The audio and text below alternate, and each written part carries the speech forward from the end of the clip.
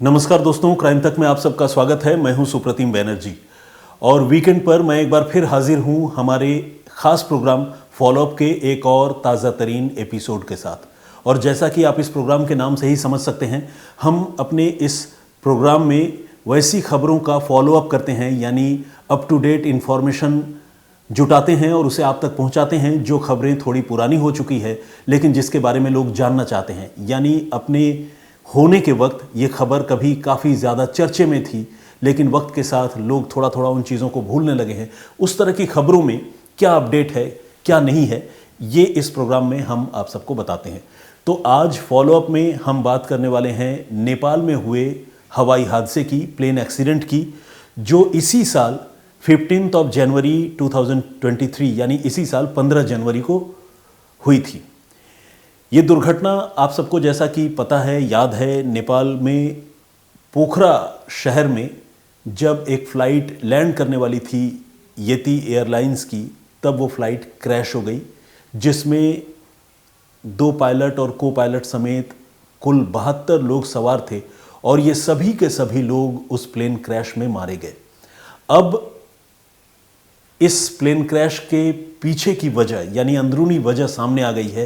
ये पता चल गया है कि आखिर नेपाल में वो विमान हादसे का शिकार क्यों हुआ था, कौन सी तकनीकी खराबी थी, क्या कोई मानवीय चूक या कोई टेक्निकल डिफ़िकल्टी, एयरपोर्ट या एयर स्ट्रिप से रिलेटेड कोई इशू।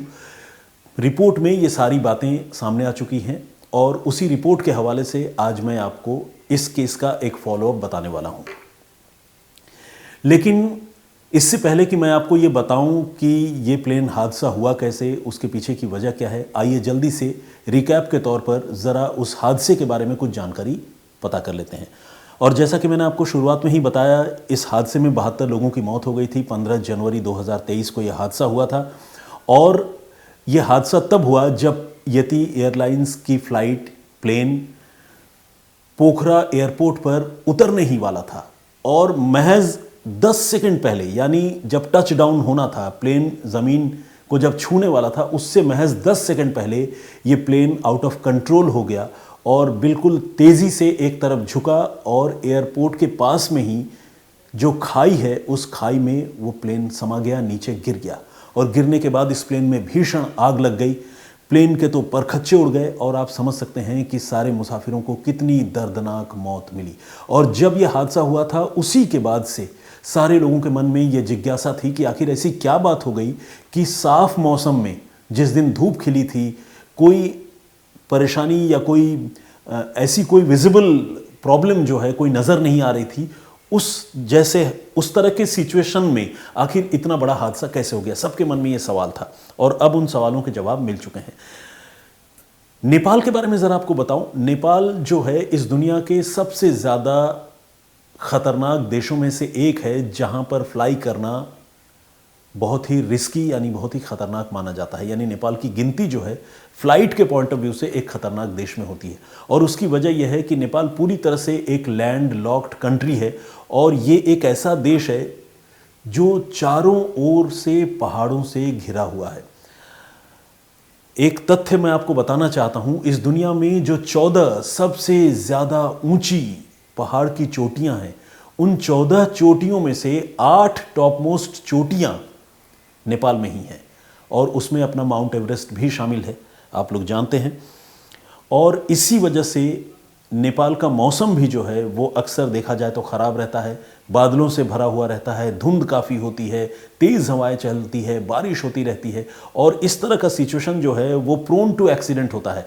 यहाँ फ़्लाइट उड़ाना, फ़्लाइट को लैंड करना अपने आप में बहुत चैलेंजिंग काम होता है, उसके लिए बहुत प्रो लेवल का एक्सपर्टीज़ होना बहुत ज़्यादा ज़रूरी है। और शायद यही वजह है कि नेपाल में हवाई हादसे जो है बहुत ज़्यादा होते रहे हैं। 1946 से लेकर अब तक नेपाल में 42 यानी 42 फेटल फ्लाइट एक्सीडेंट हो चुके हैं, एयर एक्सीडेंट हो चुके हैं। और आपको मैं ये भी बताऊं कि थोड़ा सा नेपाल की जो माली हालत है, उस पॉइंट ऑफ व्यू से कुछ एक्सपर्ट्स का ये भी कहना है, ये भी मानना है कि वहाँ फ़्लाइट के रखरखाव में शायद वहाँ की जो फ़्लाइट ऑपरेटिंग कंपनीज़ है वो थोड़ी लापरवाही बरतती है, जिसकी वजह से इस तरह के हादसे होते हैं। हालांकि इसका कोई एविडेंस मेरे पास तो नहीं है, लेकिन इस तरह की बातें जो है वो एक्सपर्ट्स वक्त वक्त पर कहते रहे हैं। 1992 में नेपाल में एक बड़ा भयानक प्लेन एक्सीडेंट हुआ था और उस प्लेन एक्सीडेंट में 167 लोग मारे गए थे और तब भी दुर्भाग्य से वो यति एयरलाइंस का ही हवाई जहाज़ था जो हादसे का शिकार हुआ था। और अब 2023 में जिस हादसे में 72 लोगों की मौत हुई उसका ताल्लुक भी यति एयरलाइंस से ही है। अब जो ये हवाई हादसा हुआ इसकी जांच कैसे हुई, जांच में फाइंडिंग्स क्या हुए, वो मैं आपको बताने वाला हूँ। लेकिन उससे पहले मैं आपको एक और इम्पॉर्टेंट बात बताना चाहता हूँ, वो ये कि नेपाल में जब ये हवाई हादसा हुआ और जब शुरुआती रिपोर्ट आई तो शुरुआती रिपोर्ट में ये पता चला कि इस प्लेन को जो पायलट और को पायलट उड़ा रहे थे उनको एटीसी की ओर से यानी एयर ट्रैफिक कंट्रोल की ओर से लैंडिंग से पहले ये बताया गया था कि आप 30 नंबर रनवे पर अपनी फ़्लाइट उतार सकते हैं। और ये बात तकरीबन तय थी कि फ़्लाइट जो है वो 30 नंबर रनवे पर ही उतरने वाली है। लेकिन ऐन मौके पर पायलट ने ये कहा कि वो प्लेन को 30 नंबर रनवे पर नहीं बल्कि 12 नंबर रनवे पर उतारेंगे। यानी उन्होंने अपनी इच्छा जताई। चूँकि 12 नंबर रनवे भी खाली था तो एटीसी ने इस बात की इजाज़त दे दी। मगर जैसा कि आप जानते हैं वो फ़्लाइट तो उतरी ही नहीं, एक्सीडेंट का शिकार हो गई। इसी के साथ एक सवाल खड़ा हुआ कि क्या रनवे चूज़ करने को लेकर पायलट से कोई गलती हो गई या वहाँ पर कोई टेक्निकल डिफ़िकल्टी आ रही थी 30 नंबर रनवे पर इस फ्लाइट को उतारने में। ये अपने आप में एक बड़ा सवाल था और ये सवाल इसलिए भी था क्योंकि जब यह हादसा हुआ उससे बमुश्किल कुछ रोज़ पहले पोखरा के इस एयरपोर्ट का उद्घाटन किया गया था। तो नया नया एयरपोर्ट, फ्लाइट का एयर स्ट्रिप चेंज करने की बात कहना, ये सारी चीज़ें जो है वो इस हादसे के रहस्य को और गहरा कर रही थी। सवाल मन में था कि कौन सी ऐसी टेक्निकल डिफ़िकल्टी हो गई जिसकी वजह से इतना भयानक, इतना भीषण हादसा हुआ। तो उसकी जांच के लिए एक हाई लेवल की कमेटी बनाई गई थी जिस कमेटी ने इस पूरे मामले की जांच की और जांच के बाद जो भी फाइंडिंग इस मामले में सामने आई मैं अभी आपको वो बताऊंगा। तो आइए सबसे पहले मैं आपको बताता हूं कि आखिर इस तरह के हादसे जो होते हैं उसकी जांच होती कैसे है। तो जांच का जो सबसे बेसिक और सबसे इम्पॉर्टेंट कहते हैं ना फर्स्ट एंड फॉरमोस्ट तरीका, वो है किसी भी हादसे के शिकार हवाई जहाज़ के ब्लैक बॉक्स को रिकवर करना और उसमें जो बातें, उसमें जो डेटा दर्ज है उसे पता करना। अब ये ब्लैक बॉक्स क्या होता है, हालांकि आप में से बहुत सारे लोग ये जानते होंगे, लेकिन मैं उन दर्शकों के लिए जिन्हें ब्लैक बॉक्स के बारे में शायद इतनी जानकारी न हो, उनके लिए मैं ये बताना चाहता हूँ कि ब्लैक बॉक्स बेसिकली वो डिवाइस होता है जो फ्लाइट में फिटेड होता है और जहाँ तक मेरी जानकारी है फ्लाइट के पिछले हिस्से में होता है। और इस ब्लैक बॉक्स में के दो हिस्से होते हैं। एक हिस्सा तो होता है फ्लाइट डेटा रिकॉर्डर और एक हिस्सा होता है cockpit voice recorder. Flight data recorder, जैसा कि आप नाम से ही समझ रहे हैं, ब्लैक बॉक्स के फ्लाइट डेटा रिकॉर्डर में वो सारे तथ्य जो है वो स्टोर्ड होते रहते हैं, वो सारे तथ्य जो है वो दर्ज होते रहते हैं जो एक्टिविटी कॉकपिट में चल रही होती है या उस फ्लाइट के अंदर चल रही होती है। कहने का मतलब ये कि किसी पायलट ने कौन सा लीवर पुश किया, कौन सा लीवर खींचा, कौन सा बटन दबाया, कितने डिग्री पर फ्लाइट को उसने मोड़ने की कोशिश की। तो ये जो सारी टेक्निकलिटी है, ये जो टेक्निकल डिटेल है वो ब्लैक बॉक्स के फ्लाइट डेटा रिकॉर्डर में ऑटोमेटिकली दर्ज होता रहता है। और जैसा कि दूसरा इसका पोर्शन होता है, दूसरा जो पार्ट होता है जो मैंने आपको बताया कॉकपिट वॉइस रिकॉर्डर, इसके नाम से ही आप समझ सकते हैं कॉकपिट मतलब वो जगह जहाँ पर बैठकर फ्लाइट पायलट उड़ाते हैं। वो जो खास कमरा होता है, मतलब बिल्कुल फ्रंट वाला, नोज़ के पास वाला जो हिस्सा होता है उसे कॉकपिट कहते हैं। और इस कॉकपिट में पायलट और को पायलट के बीच क्या बातचीत चल रही है या जो हवाई जहाज़ के जो सिग्नल्स हैं वो क्या सिग्नल दे रहे हैं, ये सारी चीज़ों का जो ऑडियो होता है, जो वॉइस होता है, वो इस कॉकपिट वॉइस रिकॉर्डर में दर्ज होता है। तो ब्लैक बॉक्स के ये दो हिस्से होते हैं जो बहुत इंपॉर्टेंट होते हैं और ये दोनों हिस्से ब्लैक बॉक्स के अंदर जो हैं वो समाहित होते हैं, यानी ब्लैक बॉक्स के अंदर स्टोर्ड होते हैं, ब्लैक बॉक्स के अंदर समाये हुए होते हैं। ब्लैक बॉक्स एक ऐसा डिवाइस है जिसका नाम तो ब्लैक बॉक्स है, लेकिन इसका रंग जो है वो नारंगी रंग का होता है। और ये किसी भी एक्सीडेंट के बाद कहीं पर भी जब फ्लाइट का एक्सीडेंट हो जाता है तो ये जहाँ पर भी होता है वहाँ पर ये ब्लिंक करता रहता है। इसमें कुछ रोशनी जो है वो जलती और बुझती रहती है। और इसके अलावा ये ब्लैक बॉक्स सिग्नल भी छोड़ता है, रेडियो रेडियो सिग्नल जो है इस ब्लैक बॉक्स से लगातार निकलता रहता है, जिससे किसी भी हादसे के बाद इस ब्लैक बॉक्स को डिटेक्ट किया जा सके। डिटेक्ट करने के लिए ही इसका कलर नारंगी होता है, क्योंकि नारंगी एक ऐसा रंग है, आपको पता है कि वो आम मतलब बहुत इजीली विजिबल होता है। कहते हैं ना कि ब्राइट कलर, तो गहरे नारंगी रंग का ये होता है। तो कहीं भी अंधेरे में, किसी झाड़ी के नीचे, पानी के अंदर, किसी भी जगह ये पड़ा हुआ हो तो रंग से उसको, ब्लैक बॉक्स को डिटेक्ट करना आसान हो, इसलिए ये नारंगी रंग का बनाया जाता है। और ये ब्लिंक, इसमें जो लाइट होता है वो ब्लिंक इसलिए करता है क्योंकि ब्लिंकिंग चीज़ पर इंसान की नज़र जाती है। तो जब ब्लैक बॉक्स को सर्च किया जाता है तो इसमें ब्लिंक होने वाले लाइट से भी इसको ढूंढने में जो एक्सपर्ट्स होते हैं, रेस्क्यू टीम के लोग होते हैं, उनको मदद मिलती है। ठीक इसी तरह से जो सिग्नल्स होते हैं, उस सिग्नल्स के सहारे भी ब्लैक बॉक्स को ढूंढने में सुविधा होती है, सहूलियत होती है। तो ये तो ब्लैक बॉक्स की खूबी है। और कुछ खूबियां हैं उसमें, यह है कि ये पानी में खराब नहीं होता और आग में जलकर भस्म भी नहीं होता। तो देखा जाए तो ब्लैक बॉक्स एक तरह से अजर अमर टाइप का डिवाइस है, आसानी से इसको डिस्ट्रॉय नहीं किया जा सकता। यही वजह है कि पूरा का पूरा प्लेन हादसे का शिकार हो जाता है। जितने सवारियां होती हैं, जितने पायलट होते हैं, को पायलट होते हैं, क्रू मेंबर्स होते हैं, सारे अनफॉर्चुनेटली मारे जाते हैं। लेकिन ब्लैक बॉक्स जो है वो सलामत रहता है और उसमें सारी चीज़ें रिकॉर्डेड रहती हैं, दर्ज रहती हैं। तो इस प्लेन का ब्लैक बॉक्स जो है, इस हादसे के फौरन बाद उसकी तलाशी शुरू कर दी गई थी, उसका सर्च शुरू कर दिया गया था। और उस ब्लैक बॉक्स में जो डेटा मिला, उस डेटा के हवाले से, उन तथ्यों के हवाले से ये पता लगा लिया गया कि आखिर इस फ्लाइट का एक्सीडेंट क्यों हुआ। तो अब मैं उस रिपोर्ट में जो फाइंडिंग है, मैं आपको वो बताने जा रहा हूँ जो ब्लैक बॉक्स में दर्ज पाया गया था। तो सबसे पहले ब्लैक बॉक्स के बारे में मैं आपको बताऊं, उससे पहले मैं आपको थोड़ा इंट्रोड्यूस करा देना चाहता हूं। इस एरोप्लेन को जो है, वो कैप्टन जो उड़ा रहे थे उनका नाम है कैप्टन कमल केसी, यानी ये प्लेन के मेन पायलट थे। और जो को पायलट थी उसको फर्स्ट ऑफिसर भी कहते हैं। को पायलट थी अंजू। कमल केसी कैप्टन थे और उनकी असिस्टेंट अंजू थी, और ये दोनों फ्लाइट उड़ा रहे थे। प्लेन का, इस तरह के प्लेन का जो पैसेंजर प्लेन्स होते हैं उसका सेटअप ये होता है कि जो लेफ्ट साइड वाली सीट होती है, उस लेफ्ट साइड वाले सीट में कैप्टन बैठते हैं, और राइट साइड वाला जो सीट होता है उसमें को पायलट यानी फर्स्ट ऑफिसर जो है वो बैठते हैं। और जो कैप्टन होते हैं वो फर्स्ट ऑफिसर को लगातार दिशा निर्देश देते रहते हैं फ्लाइट से रिलेटेड जो भी ऑपरेशंस है उसे करने के लिए। और जो फर्स्ट ऑफिसर यानी को पायलट होते हैं वो उन सारे दिशा निर्देशों का पालन करते हुए अपने कैप्टन को रिपोर्ट करते रहते हैं कि उन्होंने ये कर दिया, जैसा आपने बताया वो डन हो गया। इस तरह से एक तरह से सिंक होता है कैप्टन और को पायलट के बीच में, और वो उस फ्लाइट को उड़ाते हैं, टेक ऑफ भी करते हैं और टच डाउन भी करते हैं, उतारते भी हैं। तो ये एक सिस्टम होता है। और जैसा कि मैंने आपको इंट्रोड्यूस कराया, बताया, कैप्टन कमल केसी और को पायलट अंजू इस फ्लाइट को उड़ा रहे थे। अब बात वॉइस रिकॉर्डिंग की। वो पहला एविडेंस, वो पहला प्रूफ जिससे ये पता चला कि इस हादसे के पीछे की वजह क्या हो सकती है।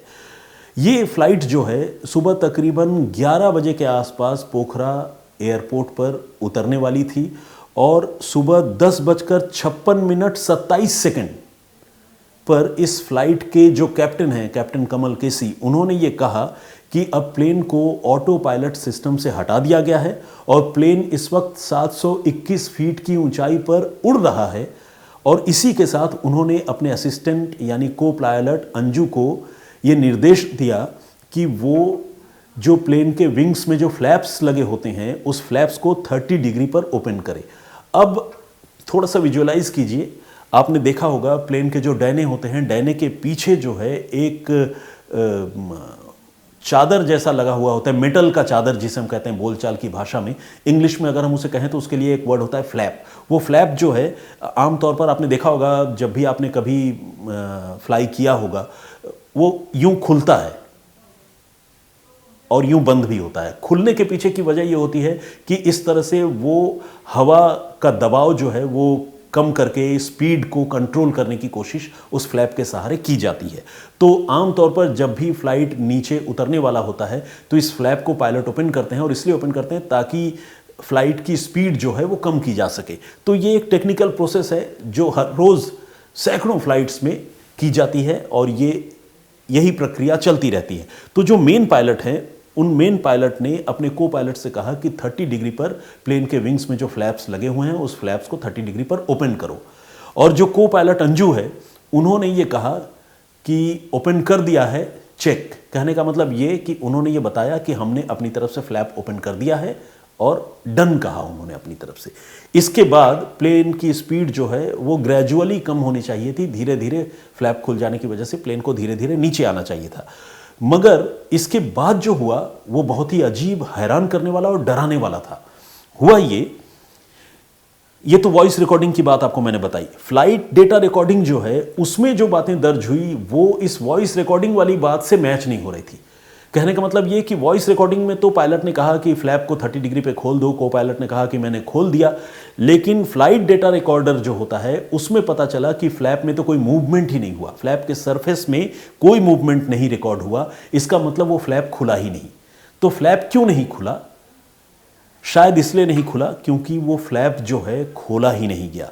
उल्टे हुआ ये कि फ्लैप खुलने की जगह हवाई जहाज में जो प्रोपलर लगे हुए होते हैं, डैनों के नीचे जो गोल सा हिस्सा होता है जिससे आमतौर पर इंजन जो है वो पुश करता है हवाई जहाज को आगे जाने के लिए, उड़ने के लिए या नीचे उतरने के लिए, वो प्रोपलर जो है वो अचानक बंद हो गए। और वो पहले 25% बंद हुए और फिर देखते ही देखते चंद सेकंड्स में वो प्रोपलर जीरो हो गए, मतलब बिल्कुल पूरी तरह से बंद हो गए। और इसकी वजह से फ्लाइट को जो थर्स्ट मिलना चाहिए, यानी फ्लाइट को हवा में जो पुश मिलनी चाहिए आगे बढ़ने के लिए, बेशक फ्लाइट को उतरना है, धीरे ही उतरना है, लेकिन फिर भी धीरे धीरे उतरना है, मतलब बिल्कुल अचानक से बंद नहीं हो सकता ना, उसको एक थर्स्ट मिलना चाहिए। तो वो जो थर्स्ट है वो उस प्लेन को नहीं मिल रहा था, यानी उसके प्रोपलर जो है वो बंद कर दिए गए थे। अब इसका नतीजा ये हुआ कि प्लेन जो है वो हवा में एक तरह से स्टॉल हो गया, यानी बिल्कुल स्टैंड स्टिल हो गया, रुक गया। और रुक जाने की वजह से इसका जो बैलेंस है वो तेजी से बिगड़ा, तेजी से बैलेंस आउट हुआ और प्लेन एक तरफ झुक गया। और झुकने के बाद जो हुआ वो आपको पता है, वो खाई में जाकर गिरा और फिर वो जो महा एक्सीडेंट है वो हो गया। इसी बीच वॉइस रिकॉर्डिंग में कुछ और बातें सुनाई दी, वो भी मैं आपको बताऊं। इस वॉइस रिकॉर्डिंग में जो प्रोपलर है उसे बंद कर दिए जाने की चेतावनी सुनाई दी। ये चेतावनी कहां से आई? चेतावनी आई उसी कॉकपिट में जो इनबिल्ट सिस्टम है, उस सिस्टम ने पायलट और को पायलट को ये अलर्ट किया कि प्रोपलर जो है वो फ्लाइट के बंद कर दिए गए हैं या बंद हो गए हैं, प्लीज चेक दैट। वो एक चेतावनी मिली और वो सांकेतिक भाषा होती है, पूरा इतना बड़ा सेंटेंस नहीं होता, लेकिन वो संकेतों में इस बात का पता चला। और ये बात प्रोपलर के बंद होने के तुरंत 10 सेकंड के अंदर जो है वो फ्लाइट में पता चली। और इसी के साथ एक और स्टिक शेकर नाम की एक डिवाइस होती है, उस डिवाइस ने भी 2 बार अलर्ट शो किया, यानी ये बताया कि फ्लाइट जो है वो स्टॉल हो गई है, रुक गई है। प्रोपलर यानी इंजन फ्लाइट का एक तरह से देखा जाए तो वो बंद हो गया है। और ये बंद इसलिए हुआ था कि उस फ्लाइट का जो फ्यूल का पंप है या फ्यूल का जो रास्ता है उसे बंद कर दिया गया था। अब ऐसा क्यों हुआ? ऐसा इसलिए हुआ कि जो फ्लैप मूवमेंट के लिए जो लीवर होता है जिसको खींचते हैं, लीवर को खींचकर फ्लैप को 30 डिग्री पर खोलने की प्लानिंग थी, ठीक उसी लीवर के बगल में फ्यूल कंट्रोल करने के लिए या प्रोपलर को कंट्रोल करने के लिए जो लीवर होता है वो भी ठीक उसके बगल में ही होता है। और ये समझा जा रहा है इस पूरे सीक्वेंस को सुनने समझने के बाद कि जो को पायलट हैं अंजू, उन्होंने फ्लैप खोलने वाले लीवर की जगह प्रोपलर को बंद करने वाले लीवर को पुल कर दिया था। कहने का मतलब ये कि फ्लाइट को नीचे उतरने के लिए फ्लैप को 30 डिग्री पर खुलना चाहिए था, खोलने के लिए लीवर खींचना चाहिए था, लेकिन कैप्टन अंजू ने उस लीवर को खींचने की जगह गलती से, मानवीय भूल या मानवीय चूक जो भी कहें, उससे प्लेन के इंजन को बंद करने वाला, प्रोपलर को बंद करने वाला लीवर खींच दिया। उसकी वजह से फ्यूल का सप्लाई जो है वो इंजन पे नहीं हुआ और प्रोपलर जो है तुरंत बंद हो गए। और तुरंत बंद होने का नतीजा ये हुआ कि फ्लाइट जो है वो बहुत तेजी से नीचे आ गई और उसका बैलेंस बिगड़ गया, क्योंकि वो हवा में ग्लाइड करने लायक स्पीड भी उसमें नहीं बची थी। ग्लाइड करना मतलब धीरे धीरे उतरना, जैसे आप देखते हैं ना ग्लाइडिंग होती है, पैराग्लाइडिंग होती है, तो जो फ्लाई कर रहे होते हैं वो धीरे धीरे नीचे उतरते हैं, तो उसके लिए भी एक मोमेंटम की ज़रूरत होती है। लेकिन अगर फ्लाइट का मोमेंटम अचानक स्टॉप कर दिया जाए बीच हवा में तो फिर वो नीचे ही गिरेगा और बुरी तरह से गिरेगा। यहाँ पर भी वही हुआ। एक्सपर्ट्स जो कहते हैं उनके मुताबिक इतना भयानक हादसा यूं नहीं हुआ होता, इस चूक को भी रेक्टिफाई किया जा सकता था, प्लेन को फिर से स्टार्ट किया जा सकता था, प्रोपलर फिर से चालू हो सकते थे, बशर्ते इस प्लेन की ऊंचाई काफ़ी ज़्यादा होती। अगर बीच हवा में काफ़ी ऊंचाई पर इस तरह का सिचुएशन क्रिएट होता तो जो पायलट और को पायलट है उनके पास थोड़ा सा समझने के लिए, कंसंट्रेट करने के लिए वक्त बचता और हो सकता है कि वो सही लीवर को पुल करके इस फ्लाइट को फिर से उड़ा ले जाते या बचा ले जाते। लेकिन चूंकि मैंने आपको बताया कि जब से ये सब कुछ शुरू हुआ उस समय फ्लाइट जो है 721 फीट की ऊंचाई पर था और तेज़ी से अपना ऊंचाई वो लूज़ कर रहा था, नीचे आ रहा था। तो अब आप समझिए कि वो जब बिल्कुल धरती के करीब पहुंच गया हो तब अगर अचानक उसका इंजन बंद कर दिया जाए तो पायलट और को पायलट के पास रिएक्ट करने का भी टाइम नहीं बचा कि वो उस इंजन को फिर से चालू कर पाते। मुझे तो ऐसा लगता है कि पायलट और को पायलट को ये समझ में ही नहीं आया कि इंजन बंद हो गया है, क्योंकि जब तक उनको समझ में आता और जब तक वो इंजन को फिर से चालू करते, प्रोपलर को फिर से ऑन करते, तब तक वो फ्लाइट डिसबैलेंस्ड होकर नीचे खाई में जाकर गिर चुका था। तो कुल मिलाकर एक मानवीय भूल, जिसमें लिवर खींचना था फ्लैप का और लिवर खींच दिया गया प्रोपलर का, इंजन का, उसकी वजह से फ्लाइट जो है वो उसका इंजन बंद हो गया और ये प्लेन नीचे आ गिरा। तो ये एक मानवीय भूल थी जिसकी वजह से इतना भयानक हादसा हुआ जिसमें 72 लोग मारे गए और खुद वो पायलट और को पायलट भी इस हादसे का शिकार हो गए। जो को पायलट अंजू हैं, जिनके हाथों से कहेंगे ये मानवीय भूल हुई, उनकी हिस्ट्री भी अपने आप में काफ़ी दुखद और काफ़ी दर्दनाक है। उनके पति भी जो है वो पायलट थे और अनफॉर्चुनेटली उनकी भी मौत एयर क्रैश में ही हुई थी। प्लेन उड़ाते हुए वो भी हादसे का शिकार हुए थे और उनका निधन हो गया था, उनकी मौत हो गई थी। अंजू जो है वो एक बहुत तेज़ तर्रार समझदार पायलट थी और लंबे समय से फ्लाई कर रही थी। अब तक वो को पायलट की हैसियत से फ्लाइट उड़ा रही थी और आपको जानकर हैरानी होगी कि ये जो फ्लाइट थी, जो एक्सीडेंट का शिकार हुई, ये को पायलट के तौर पर उनकी आखिरी उड़ान थी। यानी अगर इस फ्लाइट को वो सक्सेसफुली लैंड करा देती, इसके बाद वो पायलट बन जाती, यानी कैप्टन बन जाती। पायलट तो खैर थी ही, कैप्टन बन जाती और वो फ्लाइट को उड़ाने वाली लीडर पायलट के तौर पर आने वाले दिनों में काम करती। को पायलट के तौर पर ये उनके करियर का आखिरी असाइनमेंट था। लेकिन सिर्फ करियर नहीं, एक मानवीय चूक की वजह से उनकी ज़िंदगी का भी ये आखिरी असाइनमेंट साबित हुआ। बाकी जितने लोग मारे गए वो तो खैर मारे गए ही। सारे लोगों के लिए, हमारे सारे लोगों के मन में, मतलब नॉट ओनली मी, आप सभी के मन में भी गहरी संवेदना होगी और ये घटना अपने आप में बहुत दुखद है, जिससे सदियों भले हम ना कहें, सालों तक लोग याद ज़रूर करेंगे। तो ये थी पूरी कहानी जिसमें एक मानवीय भूल की वजह से नेपाल का एयर क्रैश कैसे हुआ वो मैंने आपको बताया। दुखद तो है ज़रूर, लेकिन इन सारी चीज़ों को जानना जानकारी के लिहाज से अपने आप में एक काफ़ी अहम और इम्पॉर्टेंट बात है। मुझे लगा कि ये स्टोरी आप सबसे मुझे साझा करनी चाहिए। तो फॉलोअप के इस एपिसोड में कहानी यहीं तक, लेकिन जो हमारी परिपाटी है, कमेंट जो आप करते हैं वो मैं पढ़ता हूँ, आप लोगों के नाम पढ़ता हूँ। तो आइए थोड़ी बातचीत उस पॉइंट ऑफ व्यू से भी करता हूँ। आपको याद होगा हमने जो पिछली कहानी आप सबको सुनाई थी वो दिल्ली में एक लड़की की न्यू ईयर के मौके पर जो रोड एक्सीडेंट या मर्डर जो भी कहे, हत्या हुई थी, उसके बारे में आपको सुनाया था। मैंने आपको बताया था कि किस तरह से अंजलि नाम की एक लड़की को एक कार के नीचे एक्सीडेंट के बाद कुछ लड़कों ने फंसे होने के बावजूद इस तरह से कई किलोमीटर तक घसीट दिया कि उसके जिस्म के टुकड़े टुकड़े बिखर गए और उसकी उसी कार के नीचे मौत हो गई थी। तो उस मामले का अपडेट क्या है ये मैंने आपको पिछले एपिसोड में बताया था। उसमें बहुत सारे लोगों ने कमेंट किया है। उन्होंने लिखा है एक हमारी दर्शक हैं शालिनी शर्मा जी, ये लिखती हैं, can't wait to hear the results of this case once again, thanks once again for the stories, stay safe. तो एनीवे शालिनी जी ने थैंक यू मुझे कहा, मैं भी आपको थैंक यू कहना चाहता हूँ। उन्होंने कहा है कि ये जो अंजलि वाला मामला है, उस मामले का जो एंड रिज़ल्ट है वो उसके बारे में जल्द से जल्द जानना चाहती है। कहने का मतलब ये कि गुनहगारों को क्या सज़ा हुई, क्या नहीं हुई, ये वो इसके लिए वो जानने के लिए बहुत उनके मन में जिज्ञासा है। लेकिन सवाल वही है कि जो लेटेस्ट अपडेट है हम आपको वो बता सकते हैं। अदालत के काम करने का अपना तरीका है, स्पीड है। जब रिजल्ट आएगा तो हम आपको उससे भी अपडेट करेंगे, आपको उससे भी वाकिफ़ कराएंगे। शंकरलाल विश्नोई जी ने कमेंट किया है, thank you very much Shankarlal ji. और रूपा चट्टोपाध्याय जी ने कमेंट किया है, as usual excellent analysis and update sir, take care, stay well, इन्होंने लिखा है, thank you very much. Shashi Satya नाम नहीं पढ़ पा रहा हूँ क्योंकि नाम और सरनेम एक साथ क्लब किए हुए हैं तो मैं उसको रिट्रीव नहीं कर पा रहा हूँ, समझ नहीं पा रहा हूँ। लेकिन रुकिए मैं एक बार कोशिश और करता हूँ।